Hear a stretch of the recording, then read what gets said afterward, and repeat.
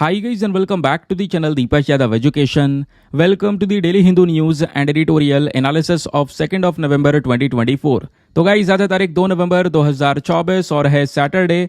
देखेंगे आज के द हिंदू कंप्लीट न्यूज़पेपर को एनालाइज करेंगे। बट लेक्चर में आगे बढ़ने से पहले अगर आपको इस लेक्चर का पीडीएफ वगैरह चाहिए तो क्या करना है, सबसे पहले टेलीग्राम पर जाना, वहां पे जाके सर्च बॉक्स में लिखना Deepak Yadav education UPSC. As you can see guys आपको ये वाला चैनल मिल जाएगा, इस पर क्लिक करना और जाकर इस चैनल को ज्वाइन कर लेना। ज्वाइन करने से फ़ायदा क्या होगा, यहाँ पर आपको डेली बेसिस पे लेक्चर का पीडीएफ मिल जाता है, डेली करंट अफेयर के वीडियो का पीडीएफ मिल जाता है और डेली बेसिस पे बहुत सारे डिजिटल नोट्स भी मिल जाते हैं। तो चलिए दोस्तों, लेक्चर को हमेशा की तरह आज के मैप के इक्वेशन के साथ स्टार्ट करेंगे। तो आज आप सभी को मैप में जाकर देखना है कोणार्क सन टेम्पल को। यार एग्जैक्टली बता दो कौन से स्टेट में आपको कोणार्क सन टेम्पल देखने को मिलेगा। फिर आते हैं आज के क्वेश्चन की तरफ। डेली बेसिस पे एक प्रैक्टिस क्वेश्चन के साथ में लेक्चर की शुरुआत होती है। ये क्वेश्चन वो है जो आपके करंट अफेयर्स के आधार पे तैयार किया गया है। अभी आपको पता होगा हाल ही में कैपेक्स जो है ये टर्म चर्चाओं में था। मैंने आपको डिटेल से समझाया था कि कैपिटल एक्सपेंडिचर एग्जैक्टली होता क्या है।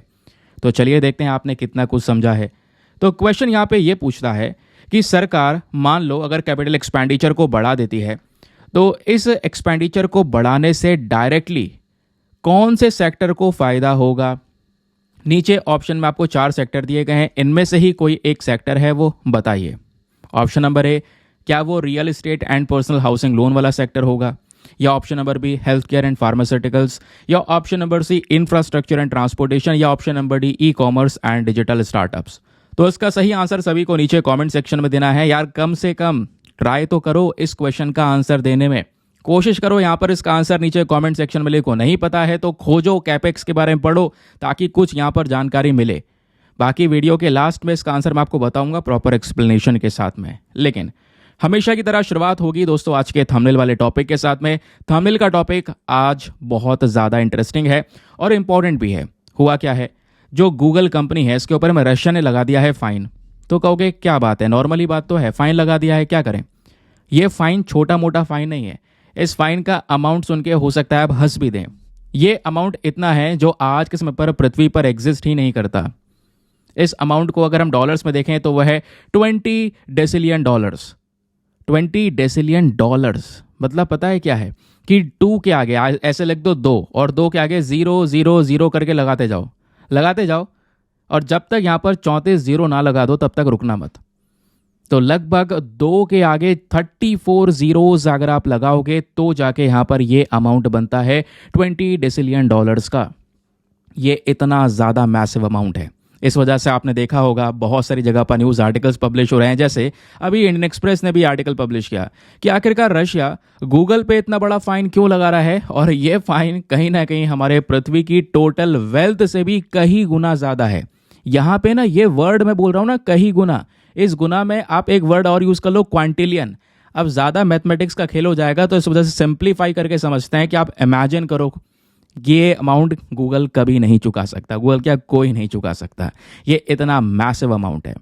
ऐसे आर्टिकल्स आपने देखे होंगे, इवन ऐसे भी आर्टिकल देखे होंगे। तो रशिया ने यहाँ पर गूगल के ऊपर जो फाइन लगाया है वो इतने अमाउंट का है। ये देखो, ये है अमाउंट वो, ठीक है। इसके आगे यहाँ पर डॉलर लगा हुआ है, इसी को यूज़ किया गया है 20 डेसिलियन डॉलर। तो क्वेश्चन यहाँ पर यह है, और थोड़ा सा फनी पार्ट भी है कि रशिया को भी पता है कि ऐसा नहीं होगा कि वो पैसा मिलेगा। तो ये फ़ाइन क्यों लगाया गया, ताकि यहाँ पर गूगल को बता सके कि भाई यहाँ पर आप जो कर रहे हैं वो गलत कर रहे हैं, ज़रा यहाँ पर इसमें सुधार कीजिए। अच्छा तो सर मैटर एग्जैक्टली क्या है, ज़रा ये बताइए। एग्जैक्टली हुआ ये कि देखिए ज़्यादातर जो कंपनी हैं ये यूएसए या अमेरिकन कंपनी देखने को मिलेगी, चाहे वो गूगल की बात कर लें, चाहे हम लोग बात कर लें यूट्यूब की। तो यूट्यूब गूगल सब एक ही है, एक जैसे ही यहाँ पर चला रहे हैं।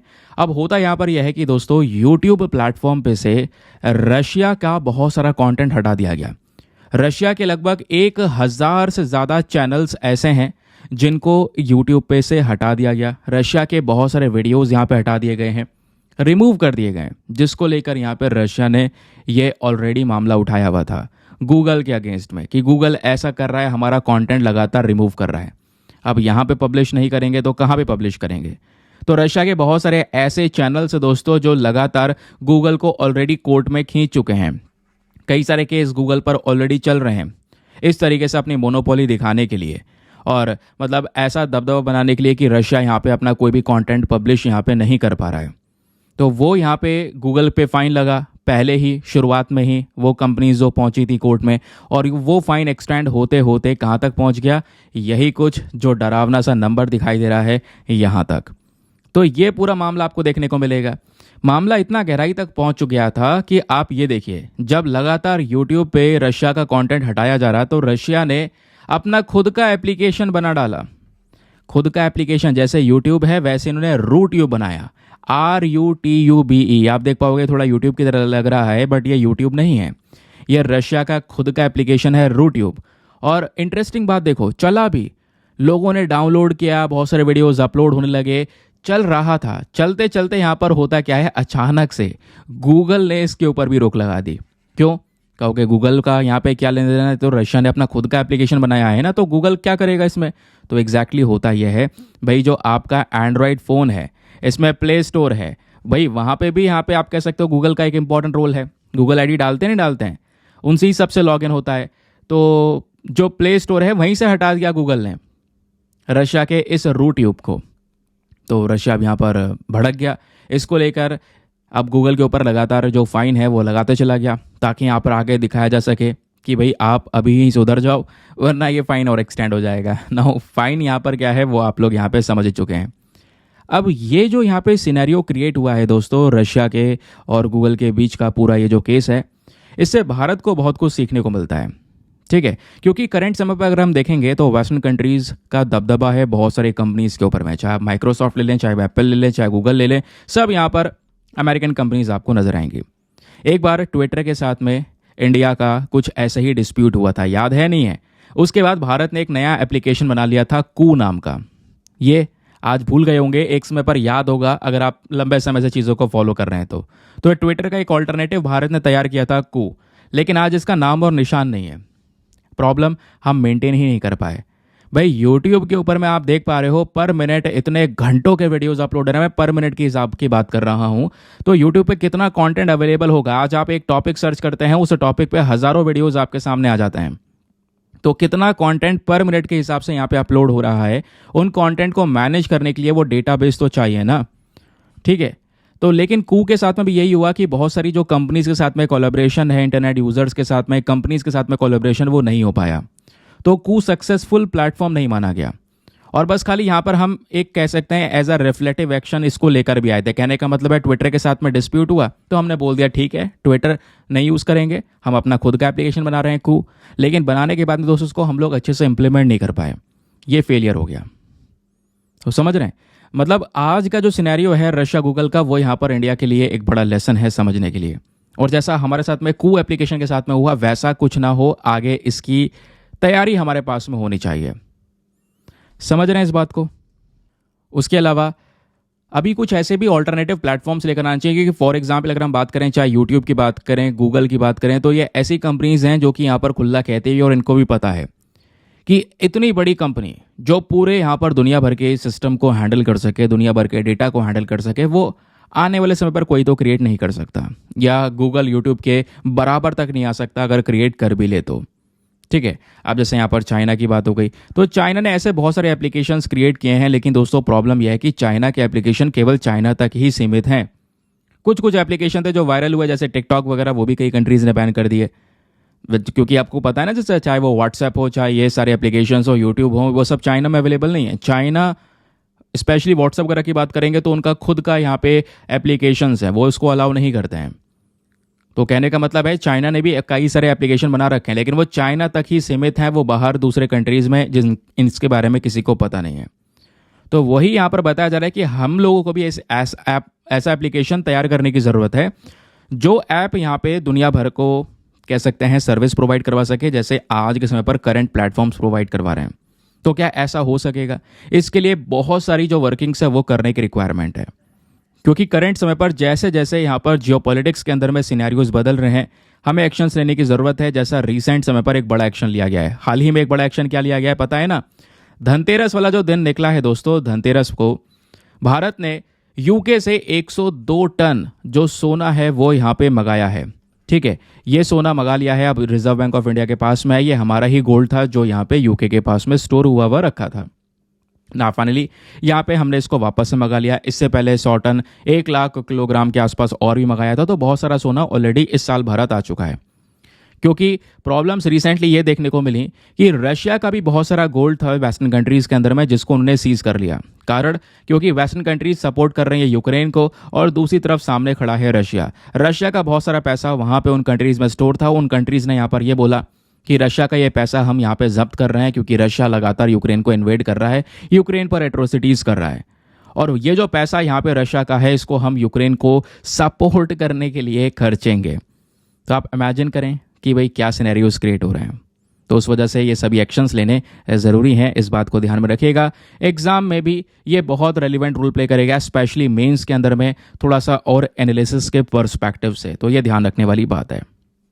चलें आगे, चलिए अगली इंपॉर्टेंट खबर पर आते हैं। लेकिन अगली खबर पर आने से पहले एक इंटरेस्टिंग पॉइंट, अगर आपको हमारे पेड ग्रुप्स को ज्वाइन करना है तो आप ज्वाइन कर सकते हैं। आपके पास में एक अच्छा मौका है इसको ज्वाइन करने के लिए। यहाँ पर आपको डेली बेसिस पे करंट नोट्स के पीडीएफ वगैरह प्रोवाइड करवाए जाते हैं, यानी कि एक ऐसा पीडीएफ आपको दिया जाएगा इसी लेक्चर का कंपाइल करके, जो प्रिंटेबल फॉर्म में होगा, जिसका प्रिंट आउट वगैरह निकलवा सकते हैं, हिंदी इंग्लिश दोनों भाषाओं में होगा। एक ऐसा पीडीएफ मिलेगा जहाँ पे चीज़ें आपकी बिल्कुल सिंप्लीफाई रहेंगी, और ऐसा यहाँ पे स्लाइड वगैरह नहीं रहेगा जिसमें 50, 100 या 150 स्लाइड्स हों, ऐसा नहीं रहेगा। शॉर्ट पीडीएफ रहेगा, आपको हेल्प करेगा।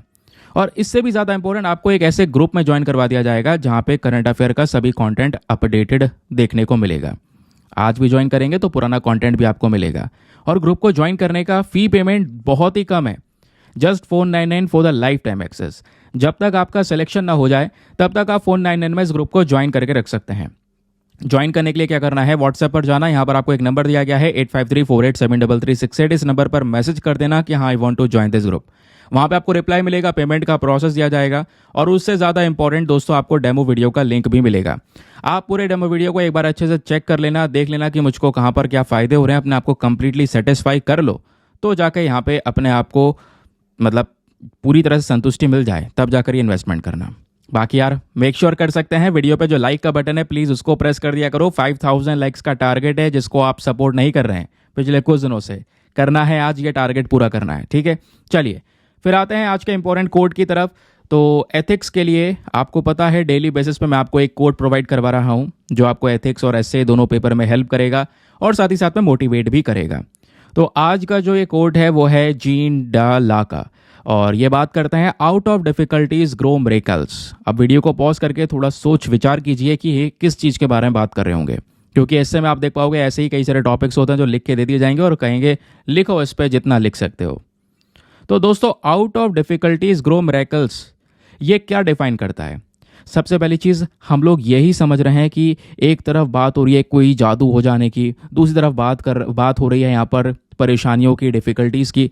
तो बेसिकली डिफ़िकल्टीज़ यानी कि यहाँ पे बात हो रही है चैलेंजेस के बारे में, चुनौतियों के बारे में, ठीक है। अब यहाँ पर चुनौतियाँ जैसे मैंने बोला, पहले भी मैंने आपको बोल रखा है, ऐसा नहीं है केवल कुछ लोगों के ज़िंदगी में, हर एक व्यक्ति को चैलेंजेस से गुजरना पड़ता है। और वही चैलेंजेस क्या करते हैं, आपकी इनर स्ट्रेंथ को डेवलप करते हैं, आपको अंदर से मजबूत करते हैं, आपको वो क्षमता, वो ताकत देते हैं कि आप अलग अलग प्रकार के ऑब्स्टिकल्स यानी कि हर एक परेशानियों से गुजर सकें, फ्यूचर के लिए तैयार हो जाएं, एक अच्छा कॉन्फिडेंस देते हैं। तो वही बोला जा रहा है, इन परेशानियों से निकलने के बाद में और क्या होता है, एक बड़ा सॉल्यूशन आप अपने लिए लेकर आएंगे। जितनी भी परेशानियां वाली स्थिति होती हैं, जितने भी सिचुएशंस आपको देखने को मिलेंगे, ये इंसान को मजबूत ही करता है। आज आप एक डिफ़िकल्टी सिनेरियो से गुजर रहे होंगे, लेकिन आप उतनी ही ज़्यादा मेहनत कर रहे होंगे उससे बाहर निकलने के लिए, जो कि आपको क्रिएटिव बनाएगा, आपको इनोवेटिव बनाएगा, आपको नए नए सॉल्यूशंस फाइंड करने का तरीका मिलेगा कि हाँ यार इस तरीके से मैं आगे ग्रो कर सकता हूँ। ये जो परेशानियाँ होती हैं, जो डिफ़िकल्टीज़ होती हैं, ये आपको यहाँ पर ग्रो करती हैं एज अ पर्सनल डेवलपमेंट के तौर पे। आप अपने अंदर की स्ट्रेंथ को खोज पाते हैं अपने आप को इस परेशानी से निकालने के लिए, समझ रहे हैं। तो डिफ़िकल्टीज़ को यहाँ पे ओवर करना और इस डिफ़िकल्टी से लड़ जाना, क्योंकि प्रॉब्लम्स ये हैं कि आज के समय पर अगर आप देखेंगे कि लाइफ में प्रॉब्लम सबके हैं, अगर उस प्रॉब्लम से डर के गिर गए, भाग गए, या फिर यहाँ पे आप सोच रहे हैं कि अब मुझसे यार आगे नहीं होगा, तो आप आगे के लिए या दूसरे लोगों के लिए क्या इंस्पिरेशन सेट करेंगे? कुछ भी नहीं कि भाई यहाँ पर वो भी हार गया था, छोड़ो फिर क्या करना। लेकिन आप ऐसे व्यक्ति हैं जिनको पता है कि मेरे पास में बहुत सारी डिफ़िकल्टीज़ हैं, लेकिन मुझे पता है कि इससे निकलना कैसे है। आप ग्रो कर गए वहाँ से, ग्रो करने के बाद में और उन चैलेंजेस से निकल कर आ गए, तो आप एक बड़ा इंस्पिरेशन बनकर आएंगे दूसरे लोगों के लिए। वो समझेगा कि हाँ यार, मेरे लाइफ में भी चैलेंजेस हैं, बट क्या है कि हम इनका एग्जाम्पल ले सकते हैं, इनसे इंस्पायर हो सकते हैं कि हाँ, इनके लाइफ में भी बहुत सारे चैलेंजेस आए, लेकिन ये व्यक्ति यहाँ पर रुका नहीं, चलता चला गया और अपने गोल को अचीव कर पाया। वही चीज़ मुझे करनी है, तो आप दूसरे के लिए मोटिवेशन, इंस्पिरेशन बनकर आएंगे। तो आई होप आपको यहाँ पे क्लैरिटी मिली है, बहुत कुछ आप इसके ऊपर लिख सकते हैं। चलिए, अगली इंपॉर्टेंट खबर आज के अखबार में पेज नंबर 1 पे ही प्रेजेंट है, क्योंकि अभी दिवाली निकल चुकी है, तो हर बार ऐसा ही है, अगले दिन एक न्यूज़ आर्टिकल छपा हुआ आता है कि कहाँ कहाँ पर प्रदूषण का लेवल बढ़ा है। तो दोस्तों, यहाँ पे द हिंदू की टीम ने ये डेटा निकाला है, लिखा हुआ है द हिंदू डेटा टीम। तो इन्होंने ये बोला कि भाई दिवाली के अगले दिन ही लगभग 99 शहर ऐसे हैं जहाँ पर एयर क्वालिटी, हवा की जो क्वालिटी है वो बहुत ही ज़्यादा पुअर कैटेगरी में जा चुकी है। क्यों? क्योंकि पटाखों से ही सारा पोल्यूशन हो गया है, ऐसा यहाँ पर ये मेंशन करते हैं। तभी तो मेंशन कर रखा है कि एक ही दिन में दिवाली के बाद यहाँ पर ये पोल्यूशन हुआ। अब दोस्तों, इन्होंने लिस्ट यहाँ पे जारी कर रखी है, ज़रा ये सुनिए। लिस्ट में अगर आप देखेंगे, जो वेरी पुअर एयर क्वालिटी के कैटेगरी में आ रहे हैं according to the Central Pollution Control Board, क्योंकि ये डेटा ही सेंट्रल पोल्यूशन कंट्रोल बोर्ड का है, ऐसा यहाँ पे लिखा हुआ है आर्टिकल में। और इन्होंने मेंशन किया कि दिवाली के बाद हरियाणा का अंबाला हो गया, पंजाब का अमृतसर हो गया, फिर उसके बाद दिल्ली हो गया, बिहार का हाजीपुर हो गया। यहाँ पर जो एयर क्वालिटी इंडेक्स की जो वैल्यू होती है ना, वो 300 क्रॉस जा चुकी है, इवन 350 से भी ज़्यादा जा चुकी है। जैसे अंबाला में, अभी अंबाला की बात करेंगे तो जो हरियाणा में जो अंबाला है दोस्तों, यहाँ पे सबसे ज़्यादा पुअर क्वालिटी की जो हवा है वो मेजर की गई है।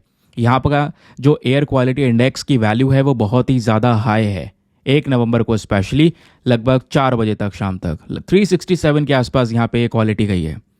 इतना ही नहीं, बिहार का हाजीपुर हो गया, बाकी यूपी का खुर्जा, फिर यूपी का मुरादाबाद, यहाँ पर भी 320 जा चुकी है। राजस्थान का बीकानेर 312, देन हरियाणा में गुरुग्राम 309, यूपी गाजियाबाद 306, हरियाणा कुरुक्षेत्र 306, यूपी लखनऊ 306, चंडीगढ़ 302। यानी कि ये वो सब शहर हैं दोस्तों जहाँ पे 300 पार जा चुका है एयर क्वालिटी इंडेक्स का वैल्यू, ऐसा यहाँ पे आर्टिकल में बोला जा रहा है। नाउ अब इस आर्टिकल को मैं थोड़ा सरल करके समझाता हूँ और मोस्ट इंपॉर्टेंटली एग्जाम से लिंक करके समझाता हूँ। कहोगे एग्जाम में यहाँ पे कुछ बन सकता है? हाँ भाई, बिल्कुल बन सकता है, क्वेश्चन आया हुआ है यहाँ से। पहले ये जानो कि सर ये एयर क्वालिटी इंडेक्स होता क्या है। अब नाम से पता चल रहा है एक इंडेक्स है जो कि क्या करता है, जगह जगह की जो एयर क्वालिटी है उसको मेजर करने का काम करता है, उसकी रिपोर्ट प्रस्तुत करता है हमारे सामने।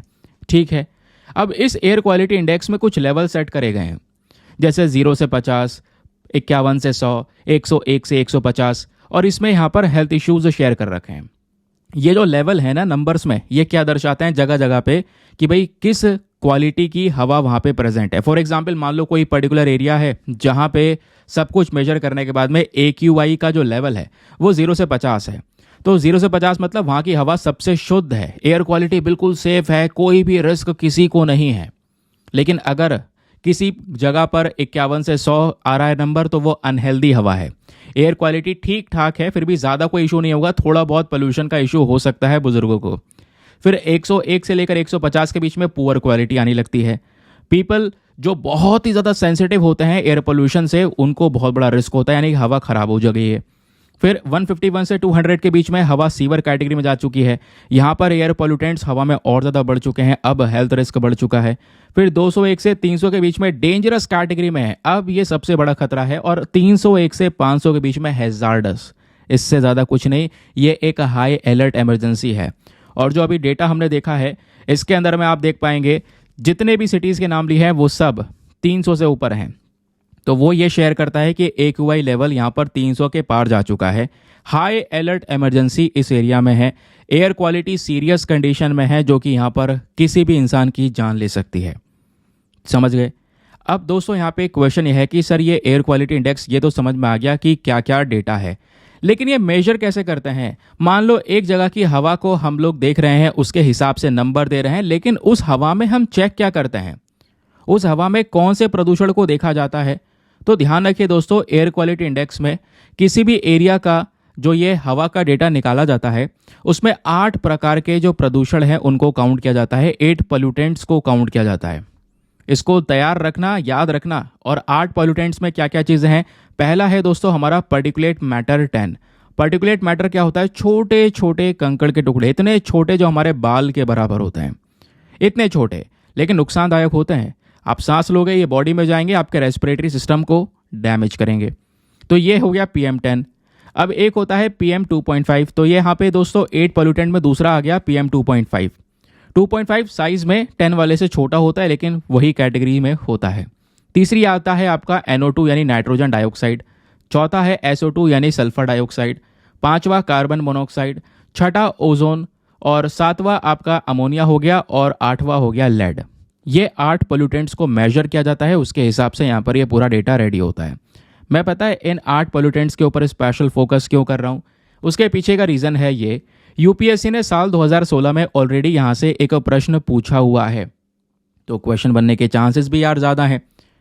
सवाल क्या था कि भाई यहाँ पे मान लो हमारे देश में कोई शहर है जहाँ पे कौन कौन सी एटमॉस्फेरिक गैसेस हैं जिनका यूज़ करके हम एयर क्वालिटी इंडेक्स का डेटा निकालते हैं। तो 5 गैसेस के नाम दिए हैं, बताओ यहाँ पर इसका सही उत्तर क्या होना चाहिए। अभी गैसेस के नाम मैंने आपको बताएं, नीचे कमेंट सेक्शन में बता दो इसका उत्तर क्या होना चाहिए।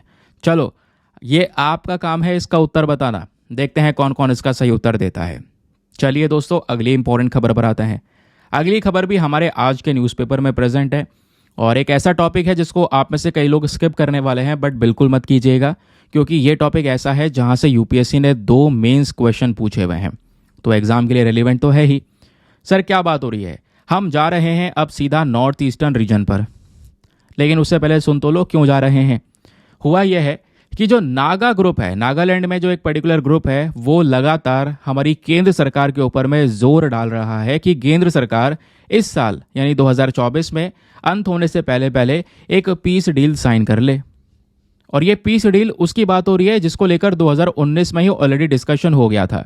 अब दोस्तों ये जो आर्टिकल है ना, अगर मैंने अभी पढ़ा दिया और जो स्पेशली जो बिगिनर्स हैं वो अगर अभी यहाँ पे पढ़ लेंगे ना तो उनका दिमाग घूम जाएगा, यार ये चल क्या रहा है। इसलिए पहले इसका बैकग्राउंड जानो कि मैटर क्या है, नागा ग्रुप क्या बात कर रहा है, ये कौन सी पीस डील की बात हो रही है, ये 2019 कहाँ से आ गया, कौन है नागाज, पहले ये जानो। फिर उसके बाद मैं आपको यहाँ पर मतलब उसके बाद बताने की जरूरत नहीं पड़ेगी, आप ऐसे ही ऑटोमेटिक समझ जाएंगे। अब दोस्तों सबसे पहले आपको ये देखेगा इंडिया का मैप और हमारा ये है नॉर्थ ईस्टर्न रीजन।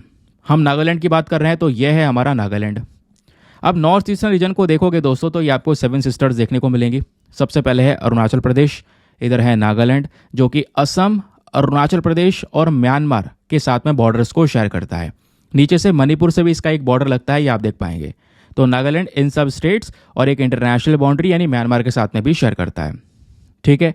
फिर ये आपका मणिपुर आ गया, मिजोरम आ गया, त्रिपुरा हो गया, मेघालय हो गया, सिक्किम भी है, बट यहाँ पर कह सकते हैं अलग है, थोड़ा सा हटकर आपको देखने को मिलेगा। काउंट हम वहाँ पे कर लेते हैं 7 सिस्टर 1 ब्रदर की तरह, ये यहाँ पे आप याद रख पाओगे। तो ये दोस्तों यहाँ पे हमारा नॉर्थ ईस्टर्न वाला रीजन हो गया। इस नॉर्थ ईस्टर्न रीजन में जो नागालैंड वाला हिस्सा है स्पेशली, यहाँ पे लंबे समय से एक बड़ा डिस्प्यूट बना हुआ है। अच्छा, ये डिस्प्यूट क्यों बना हुआ है? यहाँ पे जो ट्राइब रहती है दोस्तों वो नागा ट्राइब रहती है, नागाज। नागाज हमारे देश की खुद की कम्युनिटी है जो स्पेशली आज के समय पर नागालैंड में प्रेजेंट है और नागालैंड के साथ साथ दोस्तों आसपास के कुछ स्टेट्स में और कुछ कम्युनिटी इनकी म्यांमार में भी है, क्योंकि नागालैंड का बॉर्डर लगता है म्यांमार के साथ में, तो बॉर्डर के पास में भी यहाँ पे कुछ लोग नागालैंड के ये प्रेजेंट हैं। तो जैसे मैंने आपको बताया कि ये सभी लोग यहाँ पे नागाज जो है ये इंडिया माइग्रेट करे थे लगभग 10th सेंचुरी BC में, क्योंकि जहाँ तक माना जाता है ये सभी इंडो मंगोलॉइड्स हैं, आज के समय पर नागालैंड में रहते हैं और आसपास के रीजन में रहते हैं। अब यही जो नागा ट्राइब है दोस्तों, ये अंग्रेजों के समय पर सुनिएगा क्या हुआ था।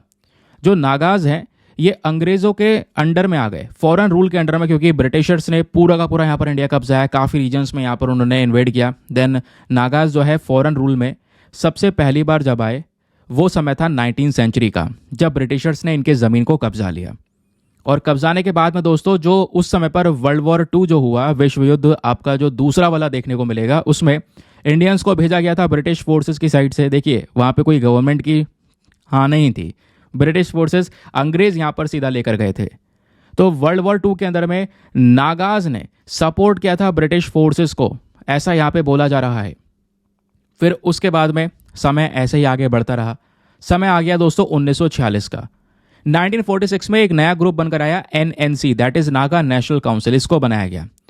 और इस एनएनसी ने एक 9 पॉइंट एग्रीमेंट साइन कर लिया असम के गवर्नर के साथ में। और उसके बाद में यहाँ पे नागाज को अपने पूरे टेरिटरी में एक कंट्रोल देने की बात की गई। ठीक है, अब दोस्तों यहाँ पे क्या होता है, देश आज़ाद हो जाता है अगले ही साल, क्योंकि 1946 की बात हुई। अब 1947 में अगले साल देश आज़ाद होता है। लेकिन 1947 में देश को आज़ादी मिलती है 15 अगस्त को, है ना, इसलिए हम हर साल 15 अगस्त को ये डे सेलिब्रेट करते हैं। लेकिन आपको ध्यान रखना है, जो नागा इंडिपेंडेंस है ये एक दिन पहले ही डिक्लेयर कर दिया गया था। इन्होंने 14 अगस्त 1947 में ही यहाँ पर अपने आप की आज़ादी डिक्लेयर कर ली। ठीक है, फिर अब क्या होता है, 1950 का समय आ गया। जो ये एनएनसी ग्रुप खड़ा किया गया था नागा नेशनल काउंसिल, इन्होंने सीधा सीधा हथियार उठा लिए। और हथियार उठाने के बाद में वॉयलेंस पर आ गए। इनकी मांग क्या थी, क्यों हथियार उठाए? मांग ये थी कि नागालैंड को भारत से अलग कर दो, एक अलग टेरिटरी यहाँ पे नागा ट्राइब्स को दे दिया जाए, ये इनकी मांग थी। इस वजह से इन्होंने यहाँ पर इंडिया की आज़ादी से एक दिन पहले यहाँ पर आज़ाद कर दिया नागा को, कि नागा इंडिपेंडेंस 14 अगस्त को यहाँ पर डिक्लेयर कर दिया इन्होंने। अब ये जो ग्रुप बन गया, ये लगातार मांग कर रहे हैं कि ये नागा पूरा रीजन एक नागालैंड का अलग कर दो, इसको हम अलग देश बना लेंगे, अलग रीजन बना लेंगे, सेपरेट कर देंगे भारत से। तो ये जो एनएनसी है दोस्तों, ये तैयार हो गया। अब एनएनसी ये तैयार हुआ एक पर्टिकुलर गवर्नमेंट की साइड से, यानी कि अब होता यह है कि यहाँ पे नागा फेडरल गवर्नमेंट हो गया, इसके मिलिट्री विंग हो गए, नागा फेडरल आर्मी हो गया, ये सब साथ में इकट्ठे हो गए। फिर कुछ और ग्रुप इकट्ठे हो गए। 1975 में शिलोंग अकॉर्ड हुआ। शिलोंग अकॉर्ड में सरकार का मेन पर्पज़ ये था कि जो ये एनएनसी ग्रुप है ना, इसके हथियार हैं वो सरेंडर करवा दिया जाए और इसकी जो भी यहाँ पे मांग होगी वो सुन ली जाए। तो दोस्तों शिलोंग अकॉर्ड हुआ 1975 में। इस अकॉर्ड में क्या हुआ था कि जो ये एनएनसी वाला ग्रुप खड़ा हुआ था, इस एनएनसी ग्रुप को 2 टुकड़ों में बांट दिया गया। एनएनसी का एक हिस्सा आया एनएससीएन, है ना, और एनएससीएन बाकी 2 टुकड़ों में बट गया, जिसमें एनएससीएन आईएम आया, दूसरा एनएससीएन खापलांग नाम का 2 ग्रुप आया।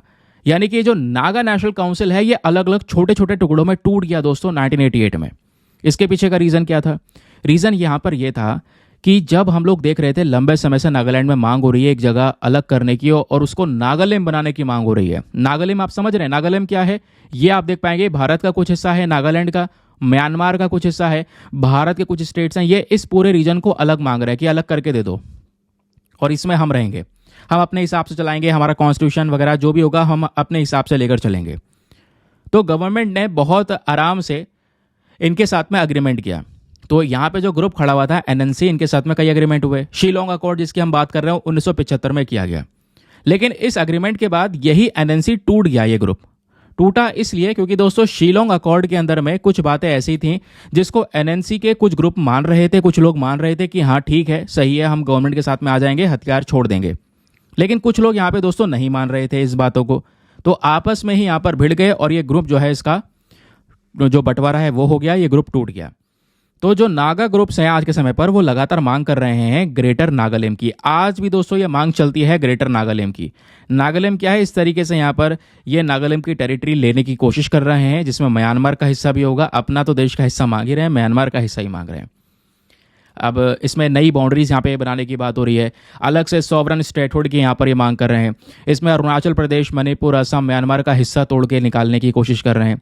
ये जो डिमांड है, इस डिमांड में ये चाहते हैं कि इनका नागालैंड का जो नागा ट्राइब है इनका सेपरेट संविधान हो, नागा येजबो, इनका खुद का नेशनल फ्लैग हो, यानी पूरा अलग कंट्री बनाना चाहते हैं। इस हिसाब से यहाँ पे मामला चल रहा है। जैसे मैंने आपको बताया 1975 में एक एग्रीमेंट हुआ, 1997 में एक सीज फायर एग्रीमेंट हुआ, मामला शांत किया गया। फिर उसके बाद एनएससीएन आईएम 2015 में इनके साथ में एग्रीमेंट हुआ। बार बार हमने कोशिश की है मामले को शांत करने की, लेकिन क्या होता है, फिर से यहीं पे यही मांग उठने लगती है। और करंट समय पर अब देखिए आर्टिकल में समझिए कि जो ये एक और ग्रुप है नागा नेशनल पॉलिटिकल ग्रुप, इनका कहना यह है कि सरकार को जल्द से जल्द जो इन्होंने बातचीत की थी 2019 में भी यहाँ पे शांति बनाने के लिए कुछ एग्रीमेंट्स वगैरह किए गए थे। कुछ पॉइंट्स गवर्नमेंट ने बोले थे कि ठीक है हम आपको ये चीज़ें प्रोवाइड करवा देंगे, आप शांति बनाए रखिए, आप यहाँ पे कोई हिंसा मत कीजिए। तो अब यहाँ पे ये ग्रुप मांग कर रहा है कि भैया 2019 वाले पॉइंट्स को अब इम्प्लीमेंट करने की बारी आ गई है, चलिए अब इनको लागू कर दीजिए। अच्छा, 2019 वाले इस पीस डील में क्या बात की गई थी? इसमें यह बोला गया था, देखिए यहाँ पे लिखा हुआ भी है कि जो भारत का पासपोर्ट है उस पासपोर्ट में एक सेपरेट कॉन्टिजेंट दिया जाएगा नागास को। सेपरेट पेज यहाँ पे होगा, separate page sorry, Naga identity को एक अलग पहचान दी जाएगी। नागा आइडेंटिटी के लिए भारत के पासपोर्ट में एक सेपरेट पेज होगा।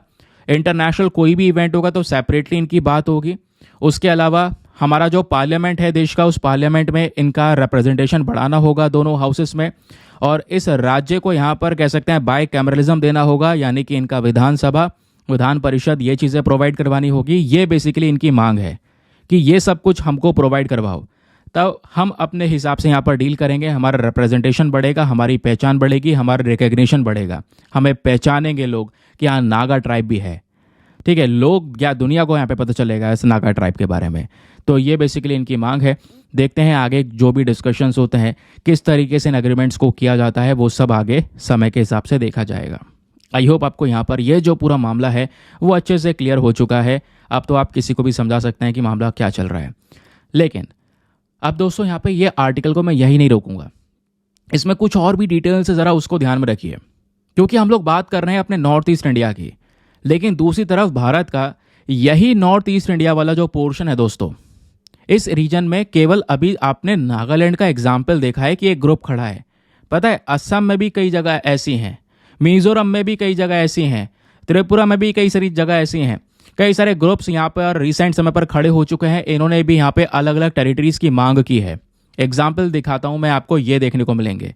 असम की बात करेंगे तो ULFA करके एक पूरा ग्रुप खड़ा हुआ, KLO करके हुआ, मुल्टा करके यहाँ पर कुछ अलग अलग ग्रुप्स खड़े हुए जिन्होंने अलग अपनी हिस्से अलग टेरिटरी की मांग करनी शुरू की।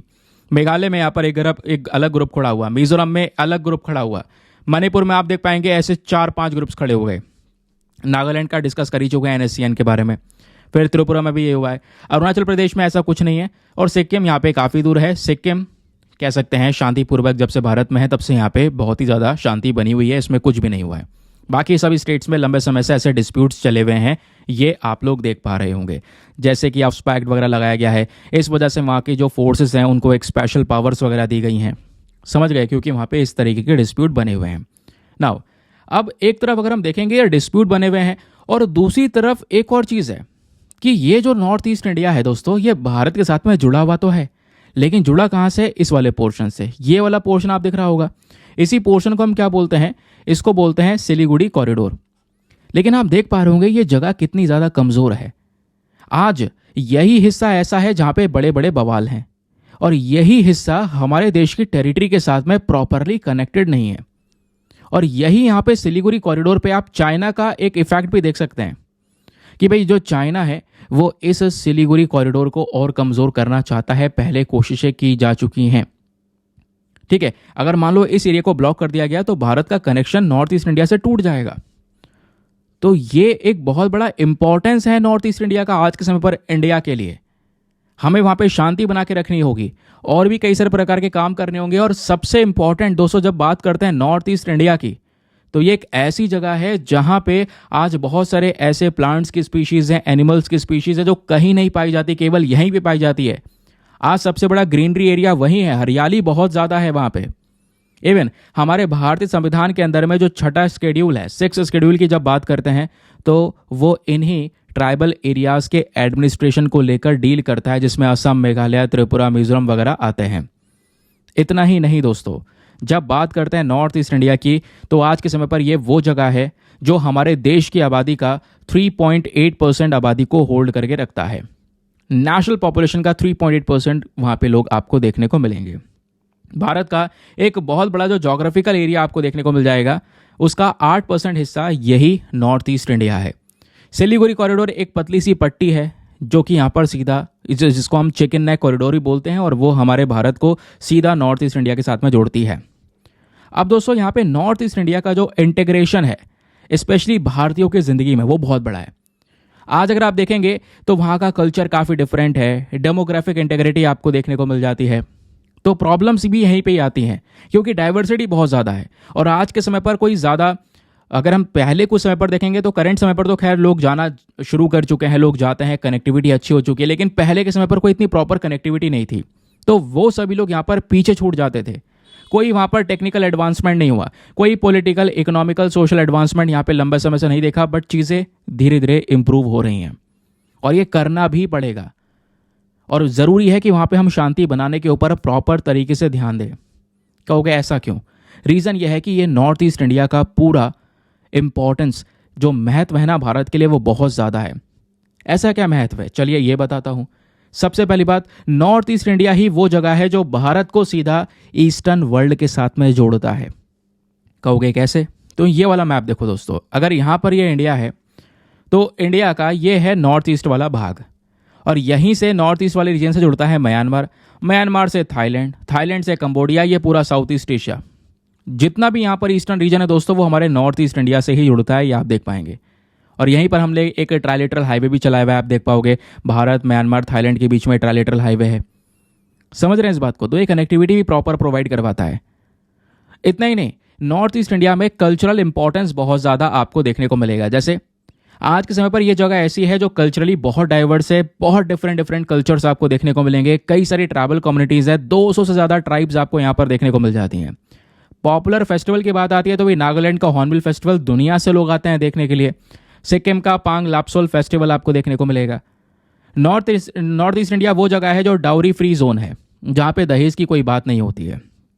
और इतने ही नहीं, ये जो कल्चर है काफ़ी ज़्यादा रिच है, बहुत सारे अलग अलग प्रकार के डांस फॉर्म है। एक फोल्क डांस फॉर्म है असम का बिहू डांस, ये इसके बारे में आपने सुना होगा, इंपॉर्टेंट डांस फॉर्म है, चर्चाएं बहुत जगह पे होती हैं।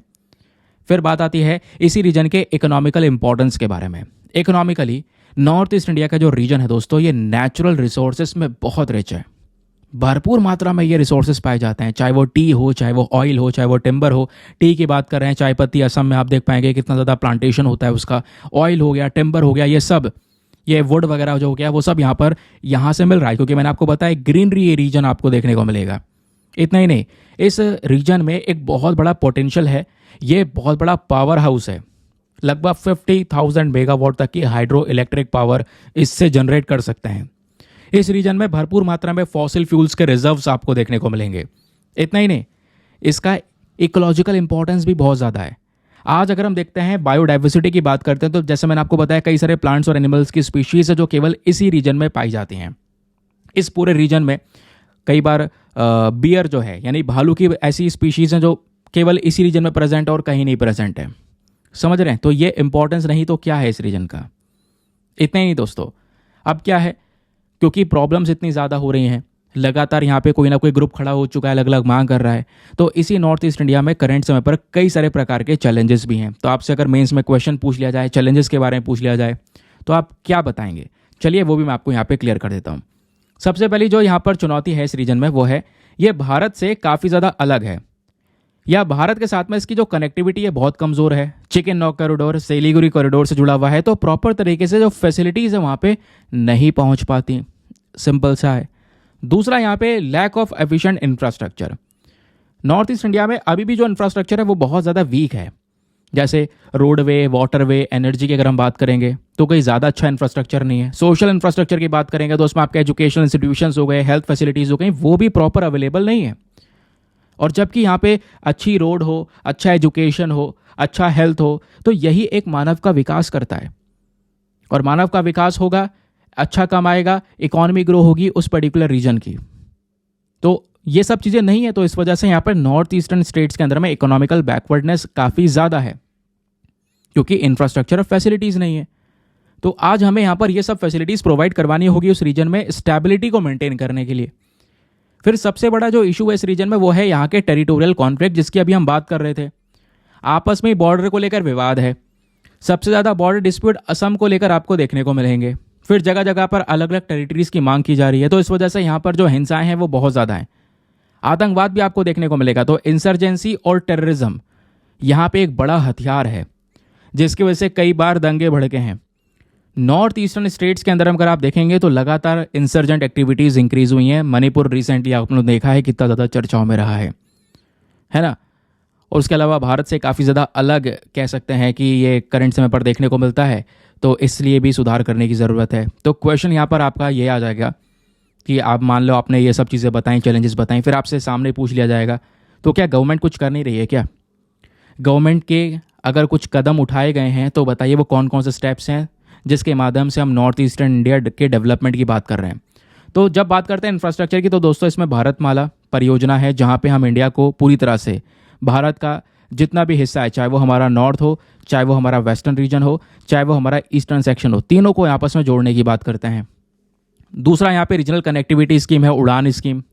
फिर उसके बाद कालाधन मल्टी मॉडल ट्रांजिट प्रोजेक्ट हो गया, इंडिया म्यांमार थाईलैंड के बीच का ट्राइलेटरल हाईवे हो गया, स्वदेश दर्शन स्कीम हो गया टूरिज्म को बढ़ावा देने के लिए। तो ये सभी यहाँ पर दोस्तों स्टेप्स हैं, ध्यान में रखिएगा, जो बेसिकली यहाँ पे गवर्नमेंट ने उठाए हैं ताकि नॉर्थ ईस्ट में ज़्यादा डेवलपमेंट किया जा सके फॉर दी स्टेबिलिटी। बस इतना यहाँ पे ध्यान में रखना था। नाउ अब देखिए यूपीएससी ने यहीं पर ना मेंस क्वेश्चन पूछे हुए हैं दो। अब इन क्वेश्चन को चाहो तो आप अटेम्प्ट कर सकते हैं, बाकी इसी आर्टिकल से लिंक होकर पढ़ सकते हैं जो मैंने अभी आपको पढ़ाया है। ये एक 2013 का क्वेश्चन है और उसके अगले ही साल 2014 में भी एक सवाल पूछा जा चुका है। तो क्वेश्चन यह है कि how far are India's internal security challenges linked with the border management particularly in a view of the long porous border with the most of the South Asian and फिर म्यांमार कंट्री।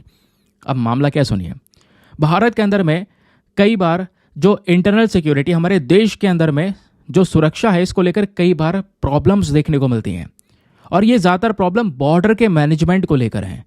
अब भारत कई सारे देशों के साथ में boundaries को share करता है, म्यांमार के साथ में बाउंड्री लगती है, बांग्लादेश के साथ में बाउंड्री लगती है, तो बहुत सारा यहाँ पे इलीगल माइग्रेशन हो रहा है। तो आप उसका एग्जाम्पल देके बता सकते हैं कि भाई यहाँ पे क्या क्या चैलेंजेस हमारे सामने देखने को मिल रही हैं और वो चैलेंजेस कैसे बॉर्डर मैनेजमेंट से रिलेटेड है, इसको लेकर आप अच्छा सा आंसर लिख सकते हैं। 2013 का मेंस क्वेश्चन है। फिर उसके बाद दूसरा सवाल आपके सामने है, चॉइस है, कोई से भी अटेम्प्ट कर लीजिएगा। एक क्वेश्चन यहाँ पर ये बोलता है कि कैसे जो इलीगल ट्रांस बॉर्डर माइग्रेशन है, यानी कि कैसे यहाँ पर बॉर्डर के पार से, जैसे आप देख पाओगे बहुत सारे बांग्लादेशी माइग्रेंट्स इलीगल तरीके से यहाँ पर घुस कर आए हैं इंडिया में। तो ये जो इलीगल माइग्रेशन है कैसे भारत की सिक्योरिटी के लिए एक बहुत बड़ा खतरा है, क्योंकि करंट समय पर नॉर्थ ईस्टर्न रीजन में इस चीज़ को लेकर ही बवाल है। इलीगल माइग्रेशन बढ़ा, वो लोग बाहर के लोग आ गए, इलीगल तरीके से घुस गए और वहाँ पे अपनी पूरी कॉलोनी बसा रहे हैं और वहाँ के लोकल लोगों को परेशानियाँ हो रही हैं। इस चक्कर में डिस्प्यूट भी बढ़ रहे हैं। तो ये समझाइए। उसके अलावा आपको बतानी है कुछ इंपॉर्टेंट रणनीतियाँ, क्या क्या स्ट्रैटेजीज हो सकती हैं, कैसे हम इस मामले को रोक सकते हैं और कैसे यहाँ पर ये जो माइग्रेशन है इसको काउंटर किया जा सकता है। तो एक अच्छा आंसर आप लिख सकते हैं। दोनों क्वेश्चन आपको दे दिए गए हैं और आंसर लिखने के बाद में कहाँ पे सबमिट करना है, टेलीग्राम पर जाना, वहाँ पे जाके सर्च बॉक्स में लिखना Deepak Yadav education mains group. जैसे आप फुल फॉर्म लिखोगे मेरा टेलीग्राम चैनल मिलेगा जहाँ पे ऑलरेडी 80,000 से ज़्यादा लोग जुड़ चुके हैं। आप भी जुड़कर अपने आंसर्स को लिखकर सबमिट कर सकते हैं। अपने आंसर को सबमिट करने के साथ साथ एक छोटा सा काम और करना है, एटलीस्ट सभी लोग को 2 आंसर्स रिव्यू करने हैं। जब आप सभी लोग 2 आंसर्स को रिव्यू करेंगे बहुत सारे फायदे होंगे, आपको भी सामने वाले को भी। आपको कुछ इंपॉर्टेंट पॉइंट्स मिलेंगे जो आप अपने नोट्स में इंक्लूड कर सकते हैं। सामने वाले के आंसर में अगर कोई मिस्टेक होती है तो आप उनको बता सकते हैं कि यहाँ पर इंप्रूवमेंट की आवश्यकता है। इस प्रकार से कोऑपरेटिव वे में वो पूरा का पूरा ग्रुप काम कर रहा है। ठीक है, चलिए अगली इंपॉर्टेंट खबर की तरफ आते हैं। अगली न्यूज़ या आपने देखा होगा कल बहुत ज़्यादा ट्रेंड भी कर रहा था ये पर्टिकुलर आर्टिकल। क्या बात हो रही है दोस्तों, हमारे पीएम के इकोनॉमिक एडवाइजरी काउंसिल है, ठीक है, जिसको हम बोलते हैं PMEAC। तो उस प्रधानमंत्री के जो इकोनॉमिक एडवाइजरी काउंसिल है, नाम से पता चल रहा है कि भाई प्रधानमंत्री को एडवाइस देने का काम करती है ये पर्टिकुलर बॉडी। और स्पेशली कौन सी एडवाइस, इकोनॉमी के बेसिस पर जितनी भी सलाह होती हैं वो देती है। अब इस काउंसिल के एक होते हैं चेयरमैन। तो करंट समय पर दोस्तों इस काउंसिल के चेयरमैन थे बिबेक देबरॉय साहब। तो अभी यहाँ पर इनकी डेथ हो गई है, इस वजह से यहाँ पर ये न्यूज़ में है। जब हम बात करते हैं बिबेक देबरॉय जी की, तो एक इकोनॉमिस्ट भी हैं, ऑथर भी थे, पद्मश्री अवार्डी भी रह चुके हैं। तो बाकी यहाँ पे प्रधानमंत्री के जो prime minister economic advisory council होती है उसके चेयरमैन ये 2017 से अभी तक थे। लेकिन फ्राइडे में यहाँ पर इनका निधन हो जाता है। उस समय पर इनकी उम्र थी 69 के आसपास। तो उन्हीं को लेकर यहाँ पर आर्टिकल बताया जा रहा है, उनके अचीवमेंट्स के बारे में बताया जा रहा है कि कई सारी जगह पे इनका इंटरेस्ट था। एक संस्कृत स्कॉलर भी थे जिन्होंने भगवद गीता को ट्रांसलेट किया, वेदास को ट्रांसलेट किया, रामायण को ट्रांसलेट किया, महाभारत को ट्रांसलेट किया। कई सारे प्रोजेक्ट्स के ऊपर में यहाँ पर वो काम कर रहे थे, स्पेशली यहाँ पे पुराण्स को ट्रांसलेट कर रहे थे। लेकिन अब वो इनकम्प्लीट से प्रोजेक्ट रहेंगे क्योंकि अब ये हमारे साथ में इस दुनिया में नहीं है। तो ये बात हो रही है। तो दोस्तों यहाँ पर एक बहुत ही अहम पद इनके पास में था। कौन सा पद था? PMEAC का पद। नाउ क्वेश्चन यहाँ पर ये आता है कि ये जो PMEAC है ये एग्जैक्टली है क्या? चलिए मैं आपको इसके बारे में थोड़ा सा बताता हूँ, आपके एग्जाम के लिए भी इंपॉर्टेंट है। हाल ही में यहाँ पर ये चर्चाओं में भी थे। ये व्यक्ति इसलिए चर्चाओं में थे क्योंकि यहाँ पे जो एक नई पॉवर्टी लाइन है उसके ऊपर मैं जोर देना चाहिए, इसको लेकर सरकार को उन्होंने कुछ रिकमेंडेशन वगैरह दिए थे। तो जून में इनको लेकर कई आर्टिकल पब्लिश भी हुए थे। तो दोस्तों यहाँ पे जब हम बात कर रहे हैं कि ये कौन है, Economic advisory Council to the Prime Minister थे इस समय पर, बट अभी करंट समय पर इनकी डेथ हो गई है। तो ये जो पद है EAC-PM का, ये एक इंडिपेंडेंट बॉडी है, ध्यान में रखिएगा। एक ऐसी बॉडी है जिसको साल 2017 में बनाया गया था और तब से लेकर अब तक 2024 तक यहाँ पर यह पद विवेक देबरॉय जी के पास में था। अब क्योंकि हमें पता चल रहा है नाम से ही prime minister economic advisory council, तो ये बॉडी पे जो भी व्यक्ति चुने जाएंगे उन व्यक्ति का ऑब्वियस सी बात है एक बहुत ही ज़्यादा अच्छा इकोनॉमिकल बैकग्राउंड होना चाहिए, इकोनॉमी में बहुत ज़्यादा नॉलेज होनी चाहिए, ताकि वो एडवाइस दे सके हमारे देश की इकोनॉमी से रिलेटेड कुछ समस्याओं के ऊपर में। और वो एडवाइस किसको दे सकें? प्रधानमंत्री को दे सकें। इसलिए तो बोला जा रहा है प्रधानमंत्री का इकोनॉमिक एडवाइजरी काउंसिल। ठीक है। अब दोस्तों यहाँ पर EAC-PM का जो टर्म ऑफ रेफरेंस आपको जो देखने को मिलता है, जब इस टर्म ऑफ रेफरेंस की बात करते हैं तो इसमें थोड़ा बहुत फैक्ट जो है वो ध्यान में रखेगा। जैसे इनका मेन काम क्या होता है? जितने भी इकोनॉमिकल इश्यूज़ हैं उनको अच्छे से एनालाइज करना और उस मुद्दे को प्रधानमंत्री तक देना, या फिर कई बार प्रधानमंत्री खुद से एडवाइस मांगते हैं कुछ इश्यूज़ को लेकर। जब हम बात करते हैं स्पेशली मैक्रो इकोनॉमिक की, मैक्रो इकोनॉमिक पता है ना क्या होता है? जब देश के स्तर पर हम इकोनॉमी को स्टडी कर रहे हैं तो उसको मैक्रो इकोनॉमी बोलेंगे। तो मैक्रो इकोनॉमिक के इम्पोर्टेंस के बेसिस पे यहाँ पर कई सारी जो समस्या है उसको कैसे एड्रेस किया जा सकता है, उसको लेकर प्रधानमंत्री कभी कुछ मुद्दा उठा के इनसे एडवाइस मांग लेते हैं, या ये खुद से भी कई बार इनके पास में सुओ मोटो पावर भी होती है। ध्यान में रखिएगा, सुओ मोटो पावर मतलब खुद से भी कुछ टॉपिक के ऊपर में ये रेफरेंस दे सकते हैं प्रधानमंत्री जी को कि भाई यहाँ पर कि PM साहब ज़रा इस मैटर को देखिए और इसके ऊपर कुछ सुझाव दीजिए, है ना। तो यहाँ पर इस तरीके का इनका पावर होता है। इतना ही नहीं, उसके अलावा और भी कई सारे टास्क ऐसे होते हैं जिसमें ये इन्वॉल्व होते हैं। टाइम टू टाइम प्रधानमंत्री कई बार और भी कई सारे प्रकार के टास्क इनको सौंप सकते हैं या दे देते हैं। अब ये जो इकोनॉमिक एडवाइजरी काउंसिल होते हैं ये क्या करते हैं? हर महीने इनकी एक मंथली रिपोर्ट आती है और वो जो रिपोर्ट है वो इकोनॉमिक डेवलपमेंट को दर्शाती है कि देश में किस तरीके का इकोनॉमिकली आर्थिक विकास हुआ है। ठीक है।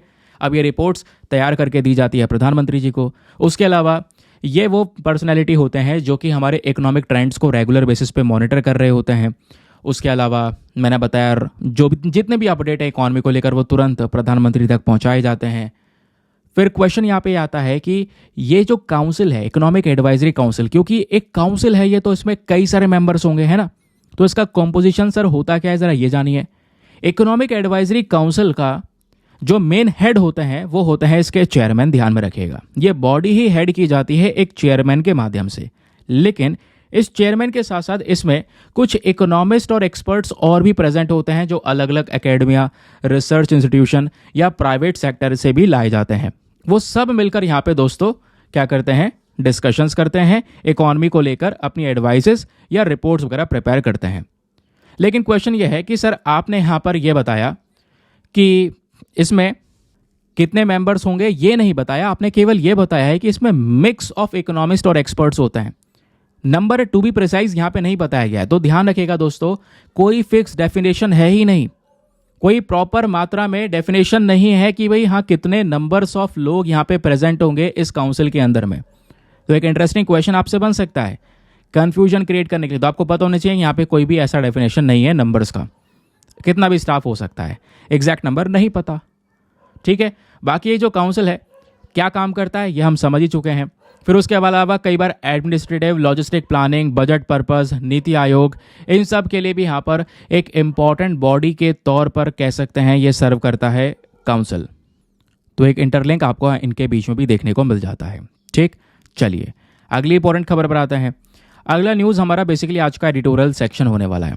तो दोस्तों आज हमारे न्यूज़पेपर में दो एडिटोरियल आपको नजर आएंगे। एक तो एडिटोरियल जो आपके स्क्रीन पर दिख ही रहा है, उसके बाद दूसरा एडिटोरियल दोस्तों यहाँ पर ये वाला है। ये वाला एडिटोरियल आपका GS पेपर नंबर 3 एनवायरमेंट के लिए रेलिवेंट है, और पहला वाला भी एनवायरमेंट के लिए ही रेलिवेंट है, इसमें कोई ज़्यादा एक्स्ट्रा चीज़ें नहीं है।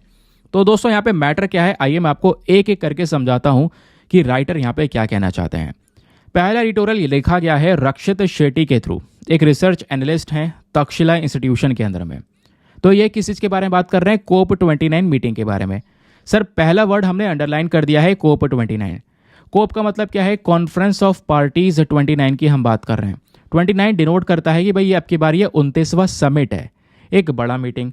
कॉन्फ्रेंस ऑफ पार्टी क्या होता है? एक बहुत बड़ी मीटिंग होती है हर साल इस तरीके की, जहाँ पे क्लाइमेट चेंज को लेकर बातचीत होती है, कैसे हम पोल्यूशन को काउंटर कर सकते हैं, कैसे क्लाइमेट चेंज से लड़ सकते हैं, क्या क्या इनिशिएटिव ले सकते हैं पोल्यूशन को रोकने के लिए, वो सब डिस्कशंस यहाँ पे होते हैं। कई सारी कंट्रीज़ बड़े बड़े वादे करती हैं कि हम इतने साल तक अपने आप को पोल्यूशन फ्री बना लेंगे, कार्बन एमिशन कम कर देंगे। तो ये सब कुछ यहाँ पे दोस्तों क्या होता है, इन मीटिंग्स के अंदर में देखा जाता है।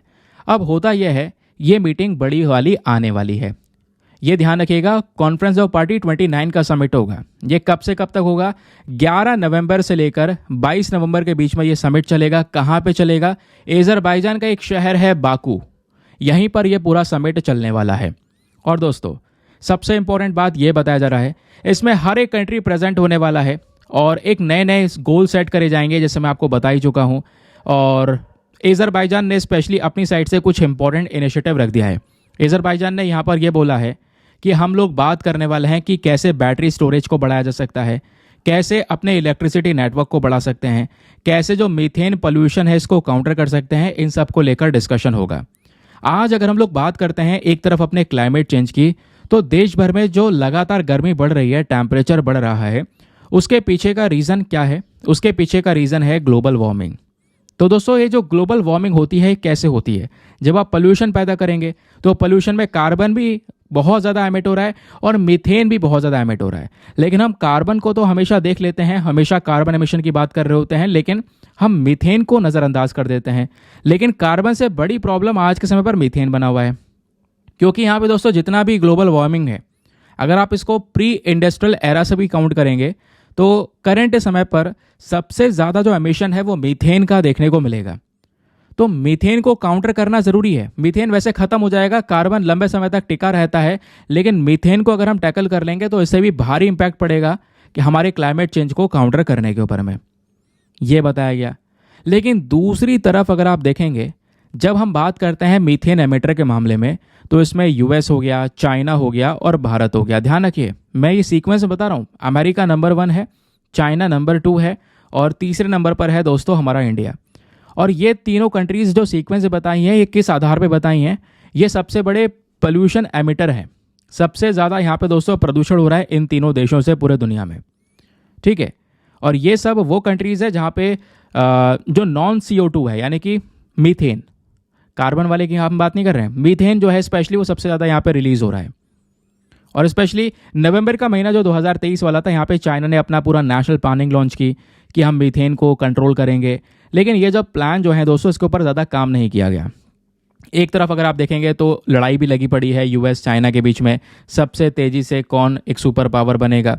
चाइना चाहता है मैं सुपर पावर बनूँ, ये रेस लगी हुई है दोनों कंट्रीज़ के बीच में। तो इसकी वजह से और भी बहुत सारा जो पोल्यूशन है वो यहाँ पर इंक्रीज़ होता हुआ नजर आया है। लेकिन बात करते हैं दूसरी साइड भारत की, तो भारत दुनिया का तीसरा सबसे बड़ा सोर्स है जहाँ पे हम इंसान बहुत ज़्यादा मीथेन एमिशन कर रहे हैं। लेकिन हम चाइना यूएस के पीछे ही आते हैं, ये भी बताया गया है। तो आज भारत को क्या करने की ज़रूरत है? तो इंडिया को लेकर ना एक स्पेसिफिक रिपोर्ट आई है।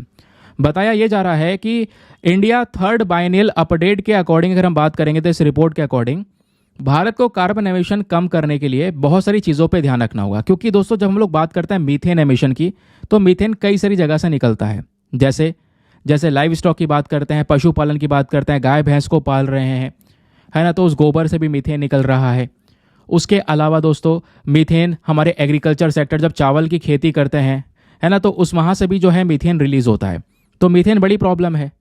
लेकिन चावल की खेती हो गई या पशुपालन हो गया, उसको अगर हम एक साइड में कर दें और एक साइड पर अगर हम ये देखते हैं कि मीथेन के पीछे का रीज़न बहुत सारा वेस्ट भी है, कचरा भी है, जो लगातार यहाँ पे जगह जगह पे पहाड़ के फॉर्म में बनाया हुआ है भारत के अंदर में। तो ये बोला जा रहा है अगर हम यहाँ पे लाइव स्टॉक के ऊपर में रोक लगाएंगे या चावल की खेती के ऊपर रोक लगाएंगे तो ऑब्वियस सी बात है इसके ऊपर में फूड इनसिक्योरिटी को लेकर बड़ा इशू आएगा। भाई खाने को लेकर बहुत बड़ा नुकसान पहुंचेगा। आप ऐसा थोड़ी है, चावल जब मीथेन रिलीज हो रहा है, इसको लेकर मैंने एक पूरा प्रॉपर वीडियो बनाया हुआ है, आपको लिंक दूंगा मीथेन ग्रीन हाउस गैसेस के बारे में। तो दोस्तों यहाँ पर होता यह है कि अगर हम यहाँ पर मीथेन रिलीज कर रहे हैं तो ऐसा थोड़ी है कि चावल का कल्टीवेशन रोक देंगे, नहीं ना। इससे फूड इनसिक्योरिटी क्रिएट हो जाएगी, प्रॉपर मात्रा में सबको खाना नहीं मिल पाएगा, क्रॉप्स का प्रोडक्शन नहीं हो पाएगा, तो एक बड़ा इशू क्रिएट होगा। और वैसे ही सिनेरियो यहाँ पर यह है कि हम अपने डेयरी सेक्टर को भी इम्पैक्ट नहीं कर सकते हैं। तो तीसरा क्या है कि हमारे पास में एक सोल्यूशन है कि हमारे जो कूड़े करकट है, जो वेस्ट है, उसका प्रॉपर तरीके से मैनेजमेंट कर सकते हैं, क्योंकि इस वेस्ट से भी ढेर सारा क्या निकल रहा है, यही मीथेन रिलीज हो रहा है। लेकिन भारत में एग्रीकल्चर का डोमिनेंस है, राइस कल्टीवेशन का डोमिनेंस है, लाइव स्टॉक का डोमिनेंस है, तो हम इनके ऊपर रोक नहीं लगा सकते, जो कि सही बात भी है। भाई यूएस चाइना एक तरफ रोक नहीं लगा पा रहे, यूएस चाइना आपस में भिड़े हुए हैं एक दूसरे से ग्रो करने के लिए, तो पोल्यूशन कर रहे हैं, लगातार मीथेन रिलीज कर रहे हैं। तो क्या अगर हमारे ऊपर प्रेशर पड़ेगा तो क्या हम अपने राइस कल्टीवेशन को रोकेंगे? क्या लाइव स्टॉक सेक्टर को रोकेंगे? नहीं, ये हमारे देश के लिए अहम सेक्टर है। एग्रीकल्चर में चावल बहुत ज़्यादा ज़रूरी है, हमारे देश के ओवरऑल इकॉनमी इनके ऊपर डिपेंडेंट है। एक तरफ डेयरी सेक्टर, एक तरफ एग्रीकल्चर सेक्टर, दोनों इंपॉर्टेंट हैं। तो भाई यहाँ पे इसको भी हम क्या करेंगे, जैसा चल रहा है अभी के लिए चलने देंगे। हमारा मेन फोकस होगा मीथेन कम करना। तो जो वेस्ट मैनेजमेंट हो रहा है वहाँ से, यानी जो कूड़ा है स्पेशली वहाँ से हम लोग यहाँ पे इसको कम करने की कोशिश करेंगे। लेकिन वेस्ट से हम कैसे कम करेंगे, तो इसके लिए वेस्ट मैनेजमेंट प्रोग्राम्स चलाने की हमें आवश्यकता है। भारत सरकार ने एक बहुत ही ज़्यादा सख्त नियम तैयार करा जहाँ पे हम कूड़े करकट को मैनेज प्रॉपर तरीके से कर पाएंगे। लेकिन नियम तो बहुत सारे तैयार होते हैं, प्रॉब्लम यह है उसको लागू कैसे किया जाता है, यहीं पे तो सवाल उठता है। तो वही बताया गया कि नियम तो रेडी हुआ, लेकिन लोकल लेवल पर इसको सही से लागू नहीं कर पाए, इस चक्कर में ये हमारे लिए फेलियर साबित हुआ। सबसे बड़ा एग्जाम्पल इंदौर की अगर हम लोग बात करेंगे, या यहाँ पे आप देख पाएंगे कुछ और सिटीज़ की, तो उन्होंने बहुत अच्छे से अपना वेस्ट को मैनेज किया है अलग अलग स्कीम्स के माध्यम से। लेकिन यहाँ पे क्या सभी जगह पर इसको लागू किया गया है? नहीं। तो जो हमारे शहर हैं उनको बहुत ज़्यादा डिटेल सपोर्ट की आवश्यकता है, उनको सपोर्ट दिया जाए ताकि जितना भी ऑर्गेनिक वेस्ट है इसको वो अच्छे से मैनेज कर सकें। हमारा एग्रीकल्चर सेक्टर में जो गवर्नमेंट है वो कई सारे प्रैक्टिस को अपनाने की कोशिश कर रही है, नई टेक्निक्स लाने की कोशिश कर रही है। तो हम ये कर सकते हैं, जब भी हम राइस को कल्टीवेट करें, चावल को ग्रो कर रहे हो, तो ग्रो करते वक्त हम ऐसी टेक्निक्स का इस्तेमाल करें जिससे मीथेन एमिशन ना हो, मीथेन को रिड्यूस किया जा सके, कम किया जा सके। ऐसी टेक्निक का यूज़ कर सकते हैं, है ना। तो ये बताया गया। उसके अलावा यहाँ पे जो हमारा लाइव स्टॉक मिशन है वो सब चला सकते हैं, जहाँ पे अगेन मीथेन को कम किया जा सकेगा। तो दोस्तों आप समझ रहे हैं ना मीथेन के बारे में जो मैं बता रहा हूँ, देखो एग्जैक्टली होता है क्या, चलो मैं आपको बता ही देता हूँ। मान लो जब हम लोग बात करते हैं लाइव स्टॉक सेक्टर की, तो मान लो एग्जाम्पल लेते हैं गाय का। तो जो काऊ है, काऊ को यहाँ पे पालने के लिए हम उसको चारा खिलाते हैं, खाना खिलाते हैं। अब खाना खिलाते हैं तो उसके स्टमक के अंदर में एक एंट्रिक फर्मेंटेशन होता है, यानी डाइजेशन का एक प्रोसेस होता है। डाइजेशन होने के बाद में यहाँ पर वो जो खाना है दोस्तों, उसमें बहुत सारा क्या होता है, गैसेस बनती हैं। और वो गैसेस यहाँ पर जो गाय रिलीज़ करेगी फार्ट के माध्यम से, फार्ट कर देगी तो उसमें मीथेन होगा। आगे अगर आप कह सकते हैं डेकार लेगी वो गाय, तो यहाँ पे ये मीथेन रिलीज़ होगा। गाय के गोबर में भी यहाँ पर काफ़ी हद तक जो मीथेन है वो प्रेजेंट होता है। तो इस तरीके से यहाँ पे जो मीथेन एमिशन है वो लाइव स्टॉक सेक्टर से हो जाता है। और जब बात करते हैं हम लोग चावल की, राइस कल्टीवेशन की, तो यहाँ से कैसे होता है ज़रा ये सुनिएगा। सबसे पहले जब आप चावल लगा रहे होते हैं तो खास बात क्या होता है, चावल को ज़मीन पर लगाने के बाद में आपको पानी भर के रखना होता है। यहाँ पे पानी भरा रहना चाहिए लगातार, ये डूबी रहनी चाहिए इसकी जड़, इसकी फसलें यहाँ पर डूबी रहती हैं पानी में। तो जब पानी में यहाँ पर डूबी है तो होता एग्जैक्टली ये है कि जो ऑक्सीजन है दोस्तों वहाँ पे वो चीर कर बिल्कुल नीचे तक नहीं जा पाता है। तो इस वाले हिस्से में कुछ बैक्टीरियाज प्रेजेंट होते हैं, और वो जो बैक्टीरिया जो प्रेजेंट होता है इस पानी में, वो क्या करते हैं, मीथेन को एमिट कर रहे होते हैं, मीथेन को रिलीज कर रहे होते हैं। तो एक तरफ यहाँ पे लाइव स्टॉक सेक्टर भी है, दूसरी तरफ यहाँ पे इस तरीके से बैक्टीरिया भी है जो मीथेन को एमिट कर रहा होता है। ठीक है, तो ये हम रोक तो सकते हैं, लेकिन ये दोनों ही सेक्टर्स हमारे देश के लिए ज़रूरी हैं, इंपॉर्टेंट हैं। तो हमारे पास में तीसरा ऑप्शन क्या है, जो कूड़ा करकट है स्पेशली उससे मैनेजमेंट करना, या चावल की खेती करें तो ऐसी टेक्निक्स का इस्तेमाल करें जहाँ पे मीथेन एमिशन को काउंटर करना। यही हम लोग कर सकते हैं अपनी साइड से, अदरवाइज कोई ज़्यादा एफर्ट्स हम लगा नहीं सकते।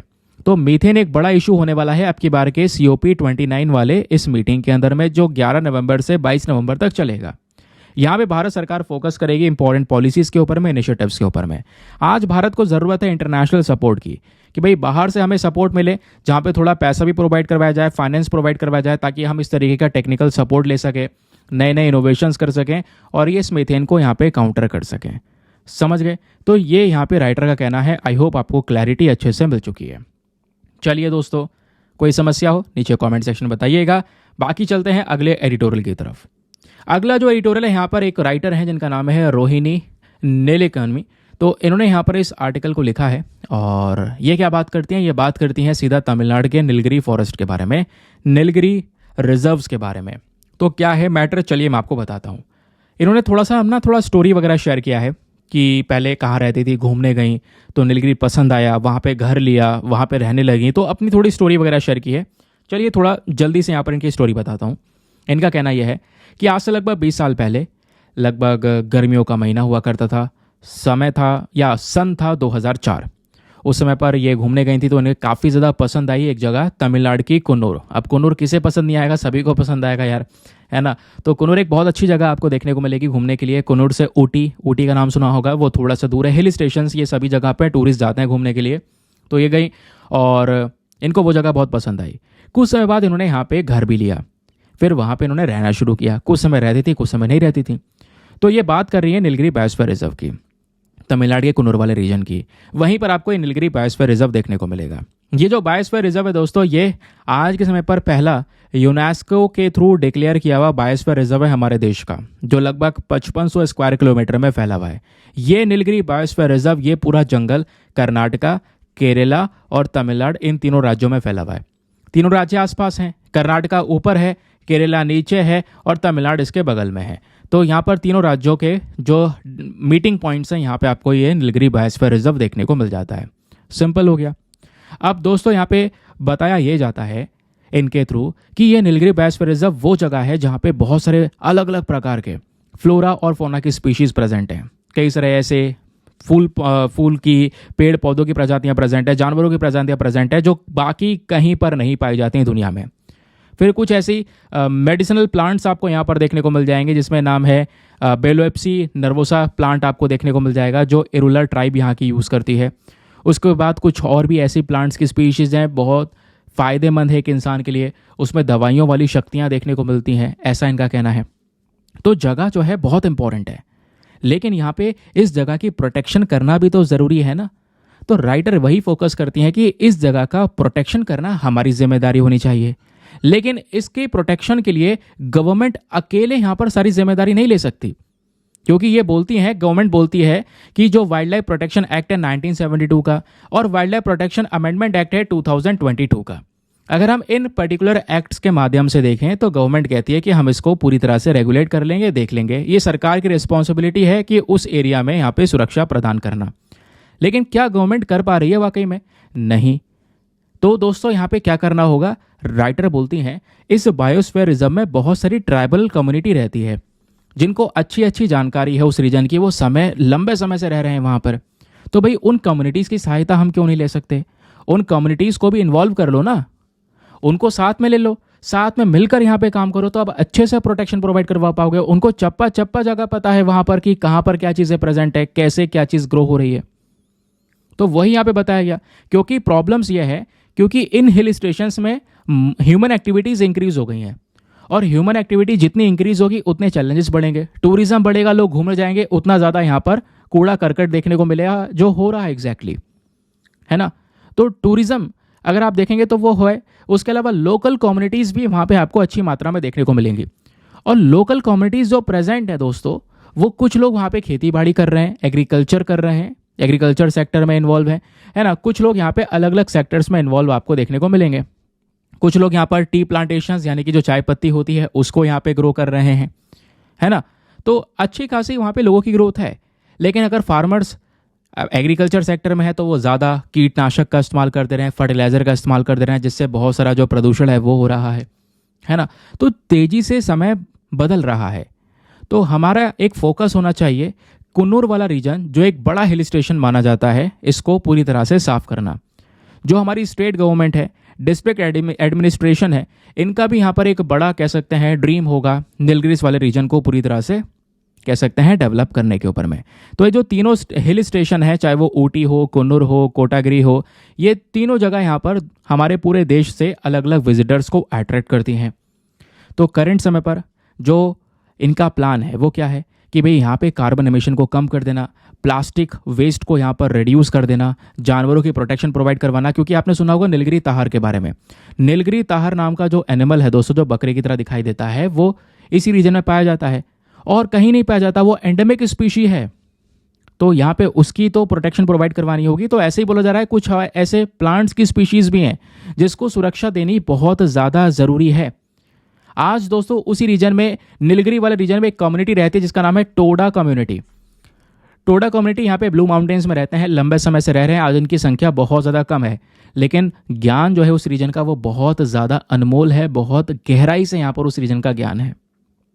तो हमें अब इस एरिया की प्रोटेक्शन प्रोवाइड करवानी होगी, कंजर्वेशन एफर्ट्स लगाने होंगे। क्योंकि प्रॉब्लम्स यहाँ पर यह है, लगातार पिछले कुछ समय पर यहाँ पर वाइल्ड एनिमल्स जो हैं इनका एक कॉन्फ्लिक्ट इंसानों के साथ में देखने को मिल रहा है। जैसे फॉर एग्जांपल चाहे वो इंडियन गौर हो गया, वो यहाँ पे जो चाय की पत्ती की खेती कर रहे हैं उनके चाय की पत्ती में यहाँ पर उस खेतों में घुस जाता है, वो खेत बर्बाद हो जाते हैं। ऐसा एक एग्जाम्पल, ऐसे ढेरों एग्जाम्पल्स यहाँ पर दिए गए हैं। ये बोलती है कि जो मैंने वहाँ पे घर लिया है, राइटर बोलती है मैंने जो घर लिया है, हम उस समय पर घर में नहीं थे, बट सीसीटीवी फुटेज में इन्होंने ये देखा कि एक भालू जो है वो उनके घर में घुस जाता है और घुसने के बाद में थोड़ा बहुत तोड़फोड़ मचाता है और खाने को कुछ ढूंढता है, खाने को नहीं मिलता तो सीधा फर्स्ट फ्लोर की बालकनी से कूद के चला जाता है।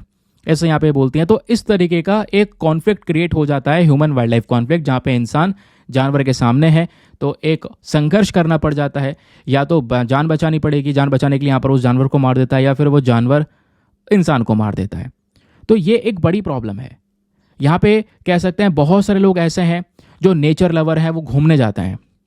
तो हमें भी यहाँ पर सिनेरियोज सुधारने होंगे, समझना होगा उस एरिया को, उस एनवायरनमेंट को।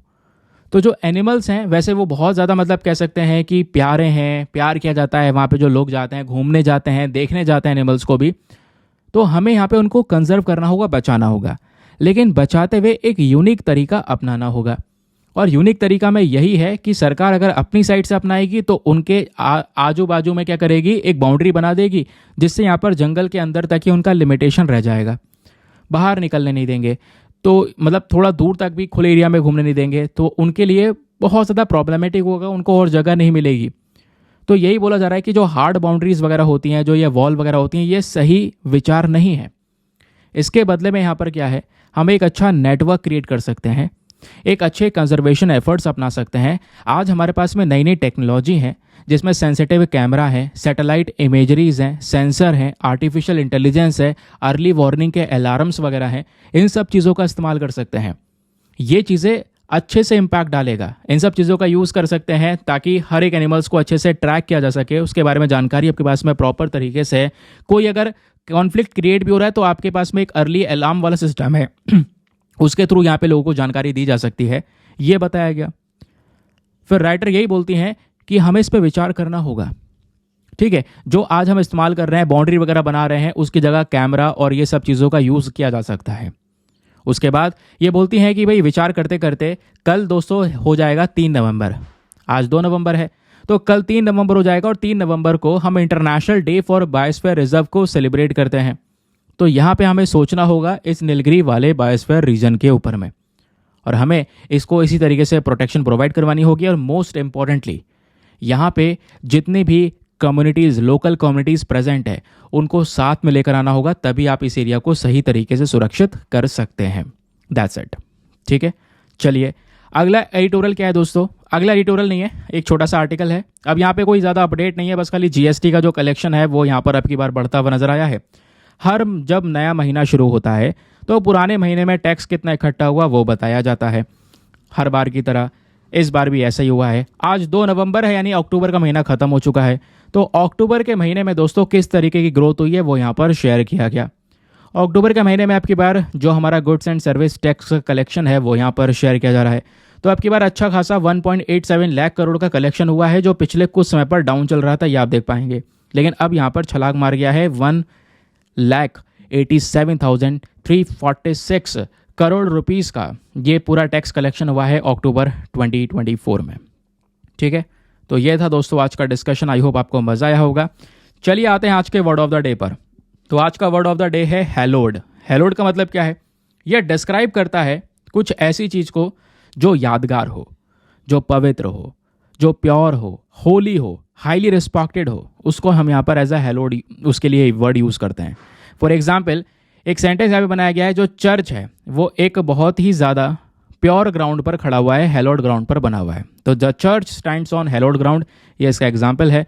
अब आप लोग बनाइए एक सेंटेंस इस तरीके से वोकैब का यूज़ करके नीचे कमेंट सेक्शन में, देखते हैं कौन किस किस तरीके से सेंटेंस बनाता है।